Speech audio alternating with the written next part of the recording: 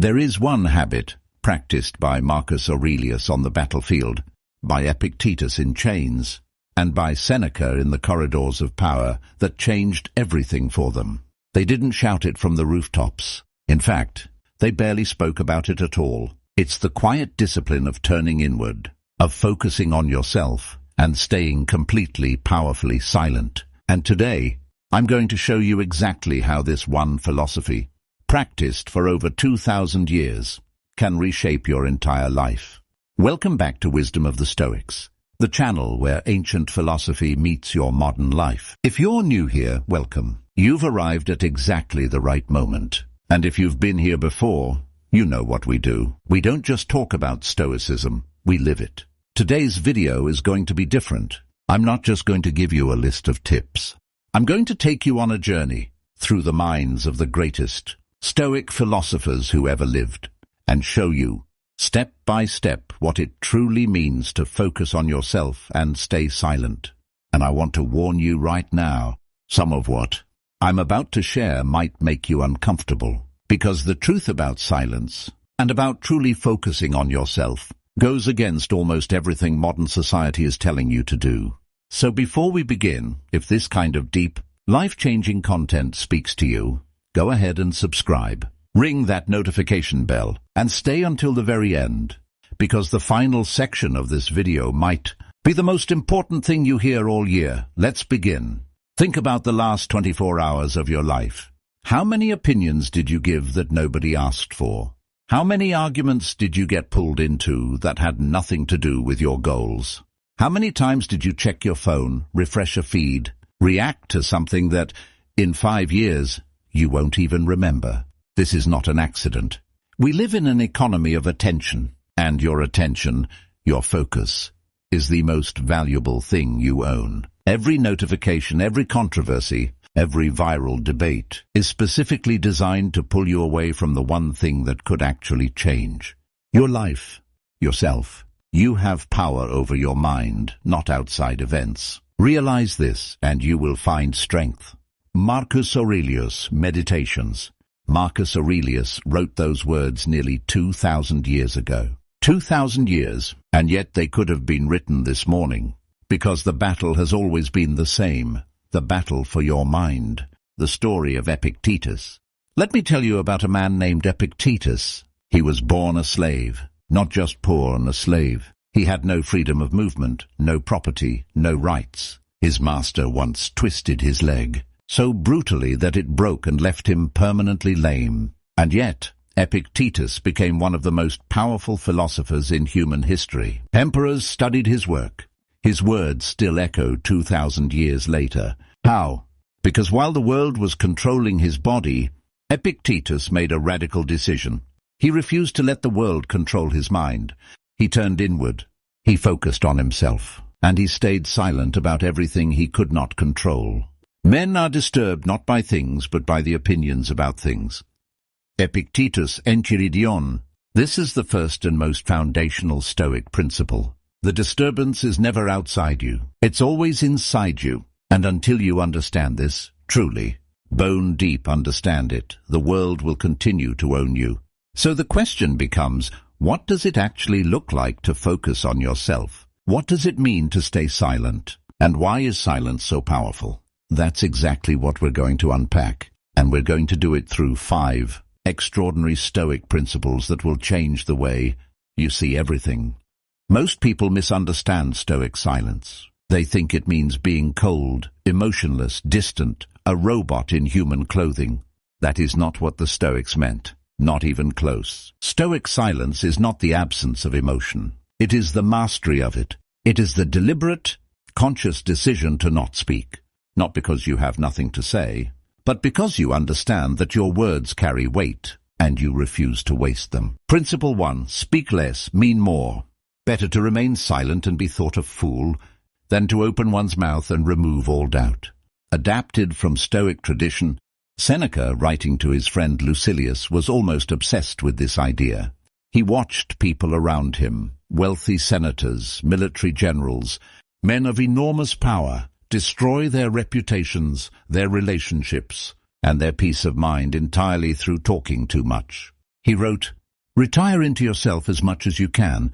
Associate with those who will make a better man of you. Welcome those whom you yourself can improve. The process is mutual, for men learn while they teach." Seneca, Letters to Lucilius. Notice what he's saying. Retire into yourself. Associate with those who improve you. And most critically, be selective about who gets your energy. Think about how many conversations you've had in the past month that drained you, that left you feeling worse, that pulled you into other people's drama, other people's problems, other people's chaos. Now ask yourself, what would your life look like if you simply didn't engage with those conversations? This is not cruelty. This is not arrogance. This is one of the most loving things you can do for yourself, and ultimately for everyone around you. Because when you protect your peace, you show up as a better person in every interaction that actually matters. Principle 2. Your silence is your strength. There's a psychological principle that the Stoics understood long before. Modern science confirmed it. Reactive people are predictable, and predictable people are controllable. When you react immediately, when you argue back, defend yourself, explain yourself to everyone who questions you, you hand over your power. You become like a puppet, and the person pulling your strings doesn't even have to try hard. Marcus Aurelius knew this. He was emperor of Rome. People tried to provoke him constantly, rivals, enemies, senators with hidden agendas, and his secret weapon was devastating in its simplicity. He just didn't react. The best revenge is to be unlike him who performed the injustice. Marcus Aurelius, Meditations. He didn't need to argue back. He didn't need to defend himself.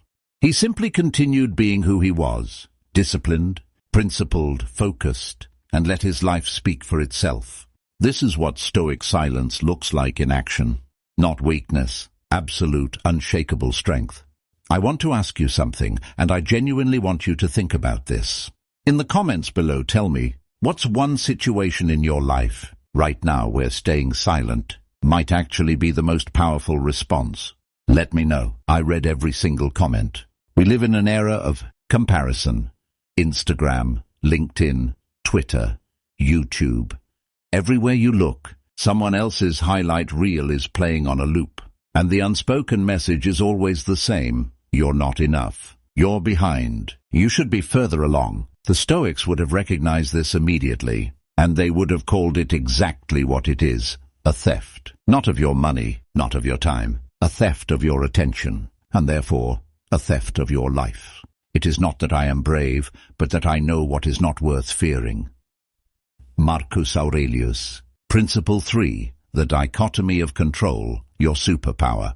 Epictetus built his entire philosophy on one foundational idea.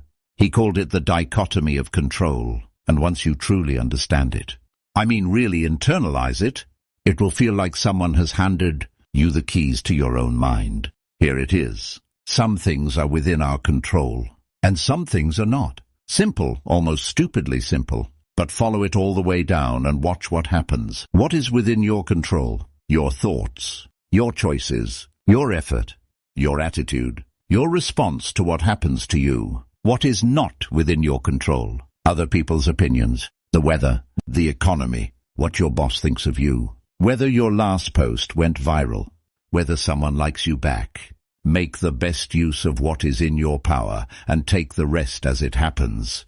Epictetus Enchiridion. Now here's where this gets profound. Most people spend 80% of their mental energy on things they cannot control, and then they wonder why they feel exhausted, anxious, powerless, stuck. Focusing on yourself, truly, deeply focusing on yourself in the Stoic sense, means redirecting that 80% back to you, back to your craft, back to your growth, back to the things that actually move the needle of your life.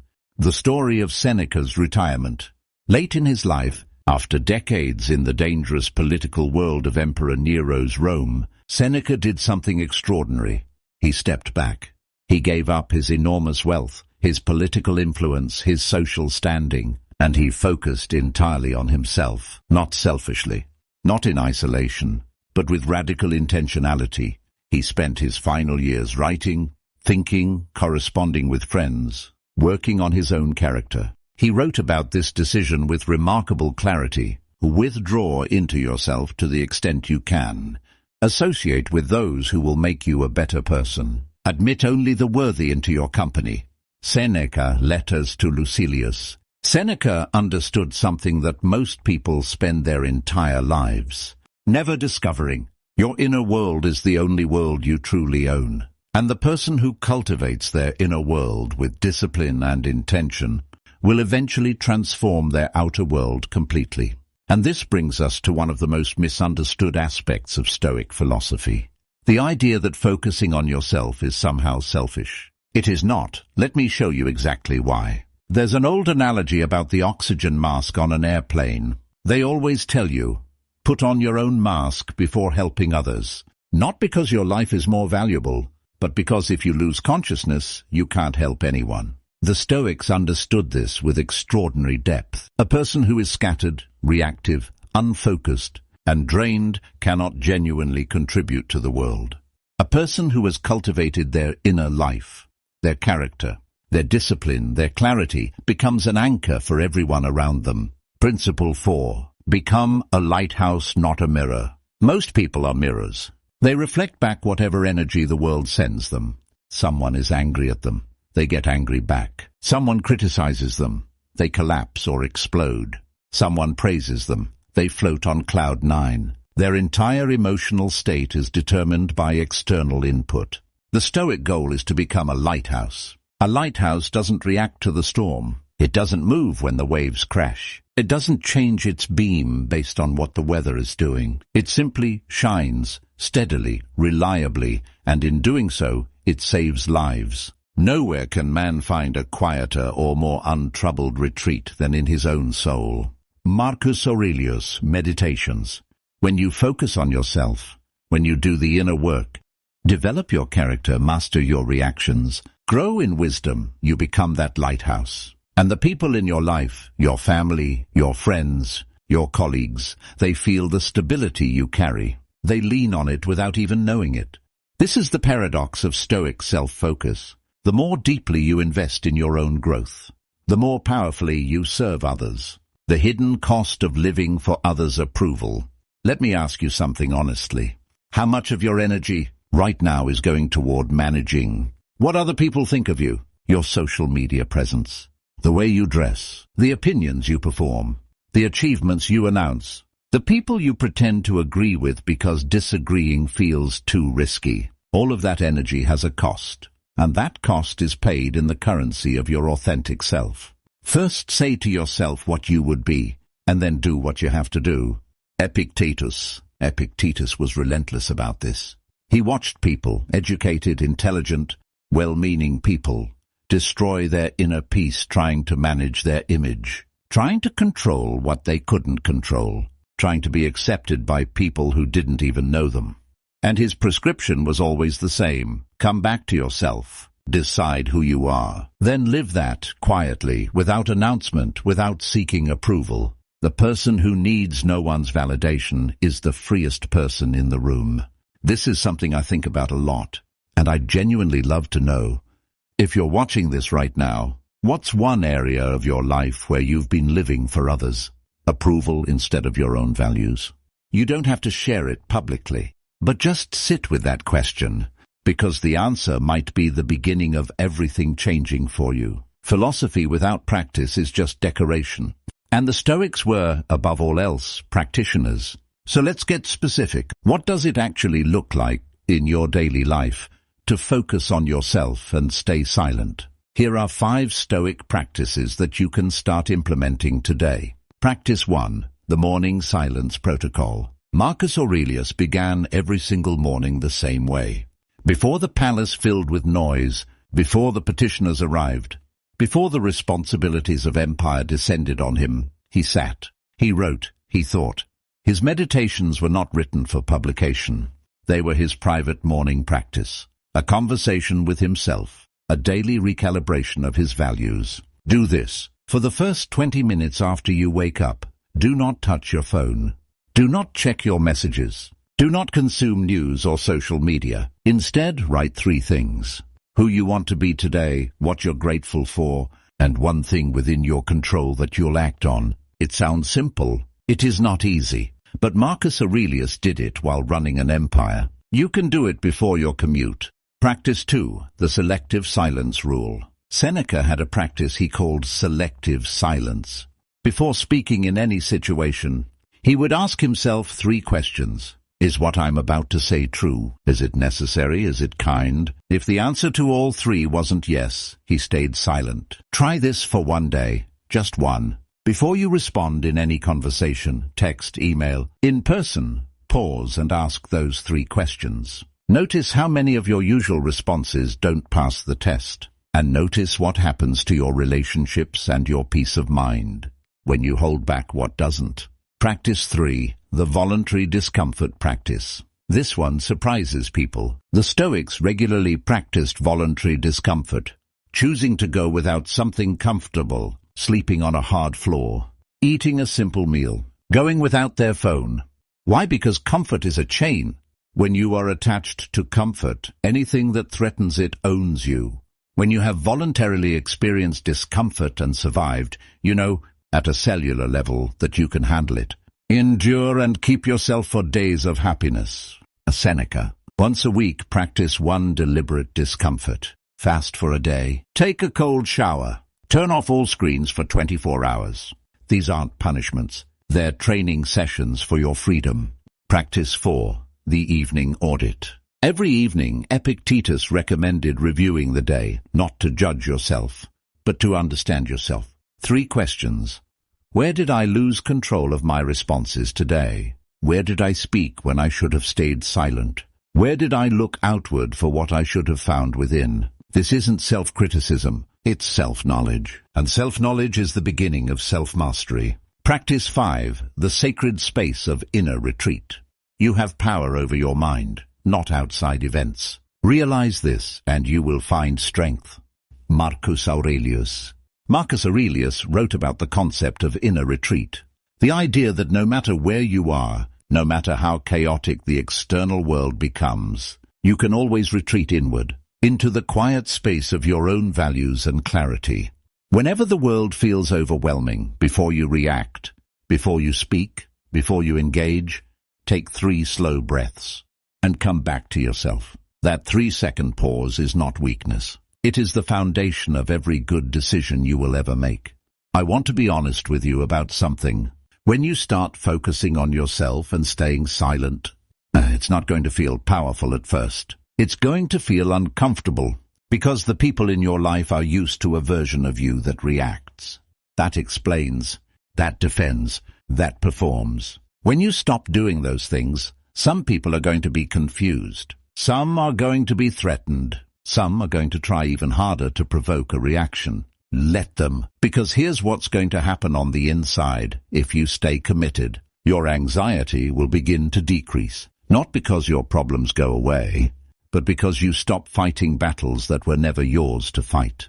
Your focus will sharpen dramatically when you stop giving your attention to everything that asks for it and start directing it toward what actually matters. The quality of your work, your relationships, your growth, everything accelerates. Your relationships will deepen.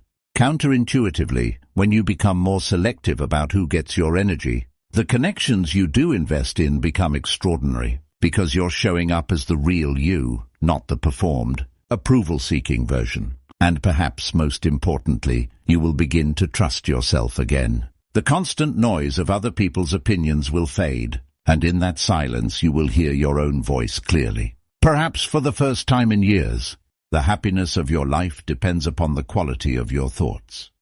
Marcus Aurelius, Meditations. 2,000 years ago, a slave with broken legs changed the world through the power of his mind. An emperor of Rome wrestled with his own character. Every single morning in private, journals that were never meant to be read. A wealthy advisor walked away from power and status to focus entirely on becoming who he was meant to be. They didn't have social media. They didn't have algorithms or notifications or endless content competing for their attention. And yet the battle they fought, the battle for their own minds, their own focus, their own inner peace, is identical to the battle you are fighting right now. And the solution they found is identical too. Focus on yourself, not obsessively, not selfishly, but deliberately, consistently, with the quiet confidence of someone who has decided that their inner world is worth protecting. Stay silent, not forever, not completely, but strategically. Save your words for what matters. Save your energy for what builds. Save your attention for what transforms. Because here's the final truth the Stoics want you to understand. You have been assigned this mountain to show others it can be moved. The Stoic wisdom. Your life is not just about you, but it starts with you.